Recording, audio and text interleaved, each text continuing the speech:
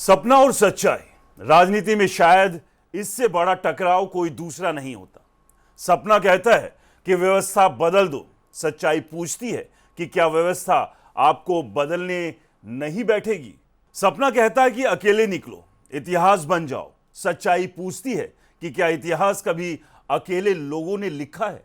और आज एक ऐसा नेता जिसने सत्ता का रास्ता छोड़कर संघर्ष का रास्ता चुना, जिसने राष्ट्रीय मंच छोड़कर क्षेत्रीय जमीन पर दांव लगाया और जो दावा कर रहा है कि वो तमिलनाडु की राजनीति को जड़ से बदल देगा। लेकिन सवाल यह है कि क्या ये बदलाव लाएगा या राजनीति उसे बदल देगी। क्या ये एक नए राजनीतिक अध्याय की शुरुआत है या फिर एक ऐसे प्रयोग की जो शुरू तो बड़े सपनों के साथ हुआ लेकिन सच्चाई की जमीन पर टिक नहीं पाया। क्योंकि इस कहानी में सिर्फ एक नेता नहीं है, एक महत्वाकांक्षा है, एक चुनौती है, एक जोखिम है और शायद एक ऐसी राजनीतिक पहेली भी जिसका जवाब आने वाले सालों में पूरे देश की राजनीति को प्रभावित कर सकता है। और इस कहानी के केंद्र में है के अन्नामलाई, भारतीय जनता पार्टी के पूर्व प्रदेश अध्यक्ष। एक ऐसा चेहरा जिसे कुछ साल पहले तक दक्षिण भारत में भाजपा की सबसे बड़ी उम्मीद माना जा रहा था। एक ऐसा नेता जिसके बारे में कहा जा रहा था कि अगर भाजपा कभी तमिलनाडु में अपने दम पर खड़ी हुई तो उसके पीछे अन्नामलाई की भूमिका सबसे बड़ी होगी। लेकिन आज वही अन्नामलाई एक अलग रास्ते पर निकल पड़े।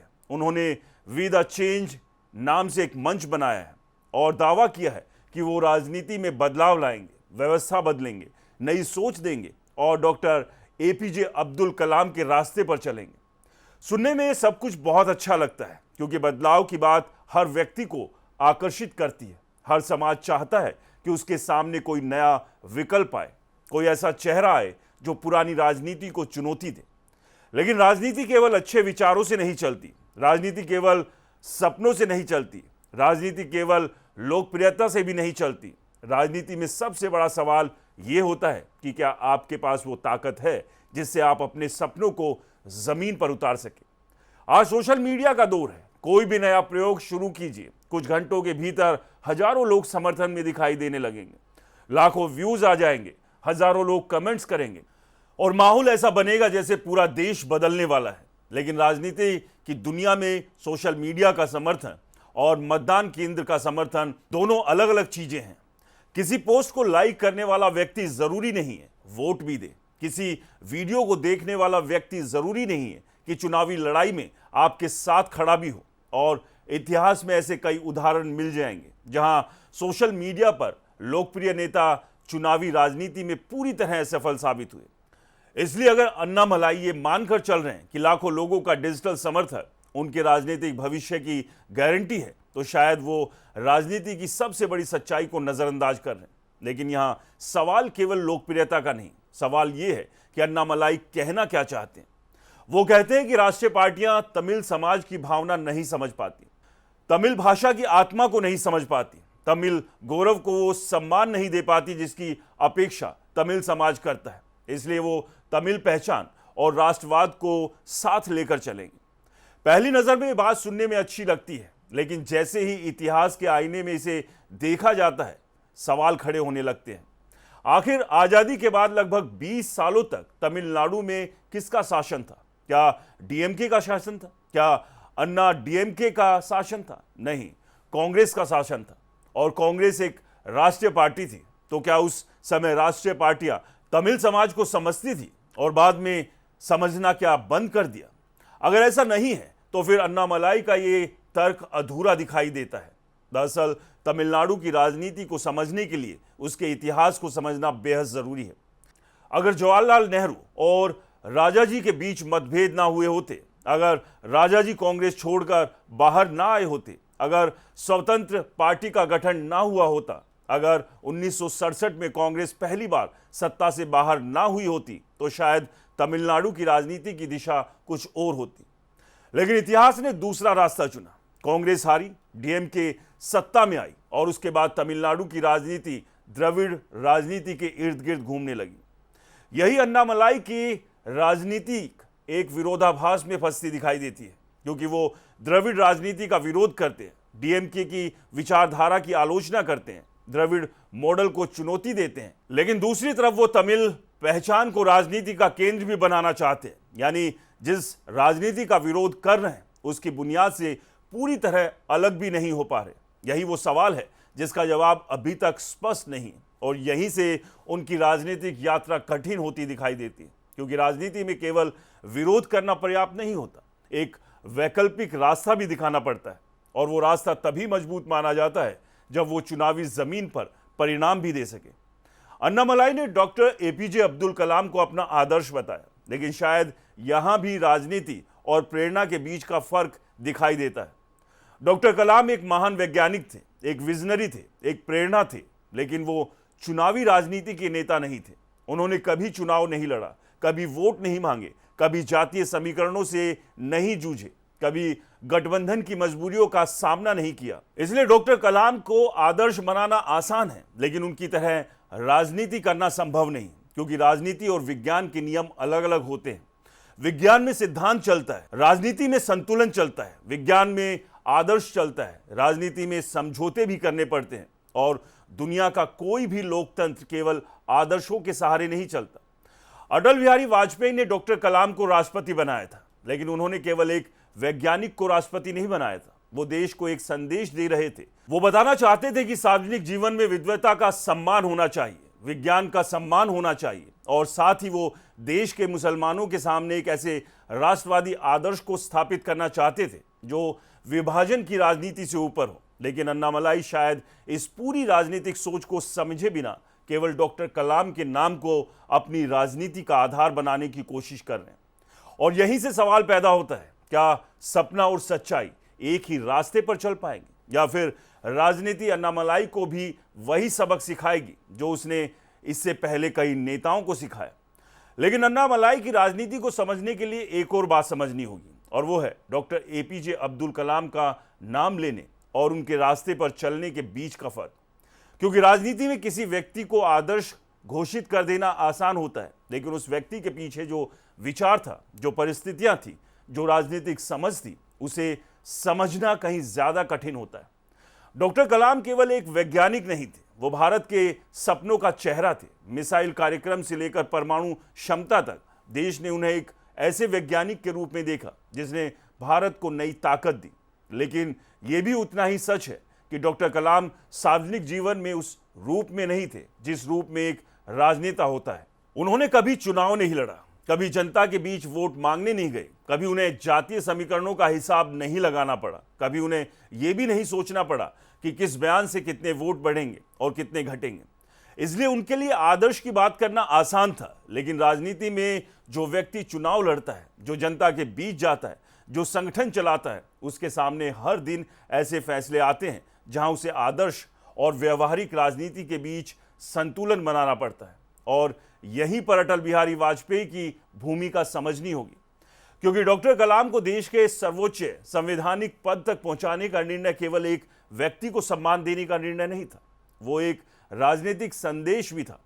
वाजपेयी देश को यह बताना चाहते थे कि राजनीति केवल पेशेवर राजनेताओं तक सीमित नहीं रहनी चाहिए, सार्वजनिक जीवन में वैज्ञानिकों का, शिक्षाविदों का, विचारकों का भी सम्मान होना चाहिए।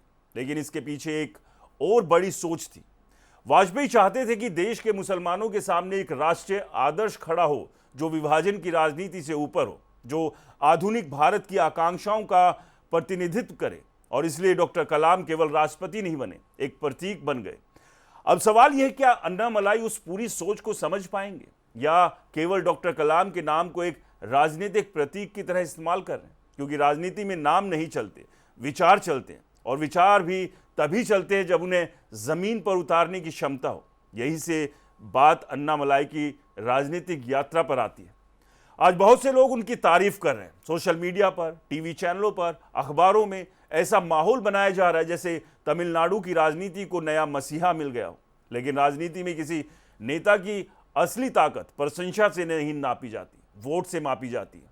और यही वो जगह है जहां अन्नामलाई की सबसे बड़ी चुनौती दिखाई देती है। 2024 का लोकसभा चुनाव भाजपा ने लगभग पूरी तरह अन्नामलाई के नेतृत्व में लड़ा। पार्टी ने उन्हें खुली छूट दी, उन्हें चेहरा बनाया, उन्हें आगे रखा। लेकिन नतीजा क्या रहा? भाजपा तमिलनाडु में एक भी सीट नहीं जीत पाई और अन्नामलाई खुद भी चुनाव हार गए। अब राजनीति में इससे बड़ा टेस्ट कोई नहीं होता क्योंकि अंत में जनता का फैसला ही अंतिम फैसला होता है। यही वजह है कि भाजपा के भीतर भी ये सवाल उठा कि जब चुनावी परिणाम उम्मीद के मुताबिक नहीं आए तो क्या पार्टी उसी रास्ते पर आगे बढ़ती रहेगी? क्या कोई भी राष्ट्रीय दल केवल लोकप्रियता के आधार पर निर्णय ले सकता है? जवाब है नहीं, क्योंकि राष्ट्रीय दल संगठन से चलते हैं, भावनाओं से नहीं, राजनीति से चलते हैं, व्यक्तियों से नहीं। और शायद यही वो बात थी जिसे अन्नामलाई पूरी तरह समझ नहीं पाए। भाजपा कोई ऐसी पार्टी नहीं जहां कोई एक व्यक्ति अपनी शर्तों पर पूरी इकाई चलाए। भाजपा की अपनी विचारधारा है, अपना संगठनात्मक ढांचा है, अपनी कार्यशैली है। वहां निर्णय व्यक्ति से बड़े होते हैं और संगठन हमेशा व्यक्ति से ऊपर रखा जाता है। अन्नामलाई को भाजपा ने अवसर दिया, पहचान दी, मंच दिया, राष्ट्रीय स्तर पर पहचान दी। लेकिन राजनीति में अवसर मिलना और अवसर को परिणाम में बदल देना दोनों अलग बातें हैं, और यही अन्नामलाई पिछड़ते दिखाई देते हैं। अब सवाल केवल भाजपा का नहीं है, सवाल उस राजनीति का भी है जिसे अन्नामलाई आगे बढ़ाना चाहते हैं। वो कहते हैं कि तमिलनाडु में हिंदुत्व की राजनीति नहीं चल सकती, सनातन की राजनीति नहीं चल सकती, तमिल समाज की अपनी अलग राजनीतिक चेतना है। लेकिन क्या देश की राजनीति आज भी वहीं खड़ी है जहां 20 या 30 साल पहले थी? यही सबसे बड़ा प्रश्न है, क्योंकि एक समय पश्चिम बंगाल के बारे में भी यही कहा जाता था कि वहां हिंदुत्व की राजनीति कभी सफल नहीं होगी, वहां जय श्री राम का नारा नहीं चलेगा, वहां सांस्कृतिक राष्ट्रवाद की राजनीति स्वीकार नहीं की जाएगी। लेकिन समय बदला, राजनीति बदली, समाज बदला, और आज वही पश्चिम बंगाल भाजपा की सबसे बड़ी राजनीतिक प्रयोगशालाओं में से एक बन चुका है। तमिलनाडु का सामाजिक ढांचा अलग हो सकता है, उसकी राजनीतिक यात्रा अलग हो सकती है, लेकिन क्या वो देश में चल रहे व्यापक सामाजिक बदलाव से पूरी तरह से अलग रह सकता है? यही वो सवाल है जिसका जवाब आने वाले सालों में मिलेगा। और शायद यही अन्नामलाई की सबसे बड़ी राजनीतिक भूल दिखाई देती है, क्योंकि वो द्रविड़ राजनीति का विरोध तो करते हैं, लेकिन जिस सांस्कृतिक राष्ट्रवाद के सहारे भाजपा तमिलनाडु में अपनी जगह बनाने की कोशिश कर रही थी, उससे पूरी तरह सहज भी दिखाई नहीं देते। यानी वो दो नावों पर सवार दिखाई देते हैं। द्रविड़ राजनीति का विरोध भी करना है और उससे पूरी दूरी भी नहीं बनानी है, भाजपा से अलग भी दिखना है और राष्ट्रवाद की बात भी करनी है। और राजनीति में अक्सर ऐसी स्थिति सबसे ज्यादा कठिन साबित होती है, क्योंकि जनता अंत में स्पष्टता चाहती है और राजनीति में सबसे बड़ी ताकत स्पष्टता ही होती है। यही से अन्नामलाई की अगली परीक्षा शुरू होती है, क्योंकि अब उनके पास भाजपा का संगठन नहीं है, संघ का नेटवर्क नहीं है, सालों से खड़ा किया गया कार्यकर्ता तंत्र नहीं है। अब उन्हें सब कुछ अपने दम पर खड़ा करना होगा। और राजनीति में संगठन बनाना भाषण देने से कहीं ज्यादा कठिन काम होता है। अब यही से कहानी का सबसे महत्वपूर्ण हिस्सा शुरू होता है, क्योंकि राजनीति में किसी भी नेता की असली ताकत उसके भाषणों में नहीं, उसके पीछे खड़े संगठन में होती है। और शायद यही वो बात है जिसे अन्नामलाई अब सबसे ज्यादा महसूस करने लगे हैं, क्योंकि जब वो भाजपा में थे तब उनके पीछे केवल एक राजनीतिक दल नहीं था, एक पूरा संगठनात्मक ढांचा था, एक वैचारिक परिवार था, हजारों कार्यकर्ता थे, गांव-गांव तक फैला नेटवर्क था। और राजनीति में ये ताकत किसी भी नेता की व्यक्तिगत लोकप्रियता से कहीं बड़ी होती है। यही वजह है कि आज जब कुछ लोग अन्नामलाई को तमिलनाडु की राजनीति का भविष्य घोषित कर रहे हैं, तब सबसे बड़ा सवाल यही है, क्या वो अपने दम पर एक ऐसा संगठन खड़ा कर पाएंगे? क्या वो गांव तक पहुंच पाएंगे? क्या वो पंचायत स्तर पर कार्यकर्ता तैयार कर पाएंगे? क्या वो ऐसा राजनीतिक ढांचा बना पाएंगे जो चुनाव के दिन मतदाता को मतदाता केंद्र तक पहुंचा सके? क्योंकि राजनीति केवल विचारों से नहीं चलती, राजनीति संगठन से चलती है। और शायद इसी वजह से अन्नामलाई ने भी अब पंचायत से लेकर कॉरपोरेटर और विधायक तक पूरे राजनीतिक ढांचे को बदलने की बात कही। सुनने में बहुत अच्छा लगता है, लेकिन यही सपना और सच्चाई फिर आमने सामने खड़े हो जाते हैं, क्योंकि किसी राज्य का राजनीतिक चरित्र बदलना, किसी समाज की राजनीतिक संस्कृति बदलना किसी एक नेता या संगठन के बस की बात नहीं होती। तमिलनाडु की राजनीतिक दशकों से जिस दिशा में चली है, उसके अपने समीकरण हैं, अपनी परंपराएं हैं, अपनी राजनीतिक आदतें हैं, और उन्हें बदलना किसी चुनावी घोषणा जितना आसान नहीं। अगर ऐसा होता तो देश में हर चुनाव के बाद नई राजनीति दिखाई देती, लेकिन राजनीति धीरे धीरे बदलती है, समाज धीरे धीरे बदलता है, और जो नेता इस प्रक्रिया को समझते हैं वही लंबे समय तक टिकते हैं। यहीं पर नरेंद्र मोदी का उदाहरण सामने आता है। क्योंकि आज अगर कोई नेता भारतीय राजनीति में धैर्य, संगठन और लंबी राजनीतिक यात्रा का सबसे बड़ा उदाहरण है तो वो नरेंद्र मोदी है। एक ऐसा व्यक्ति जो कभी ग्राम प्रधान नहीं रहा, सीधे मुख्यमंत्री बना, 13 सालों तक मुख्यमंत्री रहा और फिर लगातार 12 सालों से प्रधानमंत्री। 25 सालों तक सत्ता की राजनीति में बने रहना केवल लोकप्रियता से संभव नहीं होता, उसके पीछे संगठन होता है, रणनीति होती है, धैर्य होता है और सबसे महत्वपूर्ण, समय की प्रतीक्षा करने की क्षमता होती है। यही वो जगह है जहां अन्नामलाई जल्दबाजी करते दिखाई देते हैं, क्योंकि तमिलनाडु में भाजपा अभी भी सत्ता से बहुत दूर है। लेकिन यह भी उतना ही सच है कि भाजपा आज जितनी मजबूत है उतनी पहले कभी नहीं थी। और इसका कारण केवल चुनावी राजनीति नहीं, इसके पीछे एक बड़ा सांस्कृतिक और राजनीतिक परिवर्तन भी है। प्रधानमंत्री नरेंद्र मोदी ने पिछले सालों में जिस तरह तमिल संस्कृति, तमिल भाषा और तमिल विरासत को राष्ट्रीय विमर्श का हिस्सा बनाया, वो पहले शायद ही कभी दिखाई दिया। काशी तमिल संगम, संगोल की स्थापना, तमिल साहित्य का बार बार उल्लेख, तमिल संतों और परंपराओं का सम्मान, ये केवल प्रतीकात्मक कदम नहीं थे, ये एक राजनीतिक संदेश भी थे। एक संदेश कि तमिल पहचान और भारतीय पहचान एक दूसरे की विरोधी नहीं है, बल्कि एक दूसरे की पूरक है। और शायद यही वो रास्ता था जिस पर भाजपा धीरे धीरे तमिलनाडु में अपनी जमीन तैयार कर रही थी। लेकिन अन्नामलाई को शायद ये प्रक्रिया बहुत धीमी लगी। उन्हें शायद लगा कि बदलाव अभी होना चाहिए। पर राजनीति में सबसे बड़ी गलती वही नेता करते हैं जो समय से पहले परिणाम चाहते हैं, क्योंकि राजनीति फास्ट फूड नहीं, ये धीमी आंच पर पकने वाली प्रक्रिया है। और जो नेता इस सच्चाई को नहीं समझते वो अक्सर बीच रास्ते में अपना धैर्य खो बैठते हैं। अब बात विजय की भी करनी होगी, क्योंकि तमिलनाडु की राजनीति में आज अगर कोई नया नाम सबसे ज्यादा चर्चा में है तो वो है विजय। उन्होंने भी खुद को द्रविड़ राजनीति के पारंपरिक ढांचे से अलग दिखाने की कोशिश की। उन्होंने भी एक नए विकल्प की बात की और उन्हें जनता का समर्थन भी मिला। लेकिन यहां भी एक अंतर है, विजय के पीछे सालों की लोकप्रियता, सिनेमा का प्रभाव, एक अलग तरह का जनाधार और फिर भी ये कहना जल्दबाजी होगी कि वो तमिलनाडु की राजनीति को पूरी तरह बदल देंगे। तो फिर सवाल उठता है, अगर विजय के लिए रास्ता आसान नहीं है तो अन्नामलाई के लिए कैसे होगा? क्योंकि आज उनकी जो पहचान है उसमें भाजपा का योगदान कम नहीं है। अगर भाजपा उन्हें राजनीति में अवसर ना देती, अगर उन्हें प्रदेश अध्यक्ष ना बनाया जाता, अगर उन्हें राष्ट्रीय मंच ना मिलता, तो शायद वो आज भी एक सफल पूर्व आईपीएस अधिकारी के रूप में जाने जाते, राजनीतिक नेता के रूप में नहीं। इसलिए अब उनके सामने सबसे बड़ी चुनौती ये नहीं कि लोग उनके बारे में क्या सोचते हैं, सबसे बड़ी चुनौती ये है, क्या वो अपनी राजनीतिक ताकत को साबित कर सकते हैं? क्या वो संगठन बना सकते हैं? क्या वो एक नया नैरेटिव खड़ा कर सकते हैं? क्या वो वोट ला सकते हैं? क्योंकि राजनीति में अंततः फैसला वोट करता है, तारीफ नहीं, ट्रेंड नहीं, हेडलाइन नहीं, सोशल मीडिया नहीं, सिर्फ वोट। और यही वो परीक्षा है जिससे अन्नामलाई को अभी गुजरना है। हो सकता है वो सफल हो जाए। राजनीति में चमत्कार होते हैं, इतिहास में कई बार हुए हैं और आगे भी होंगे।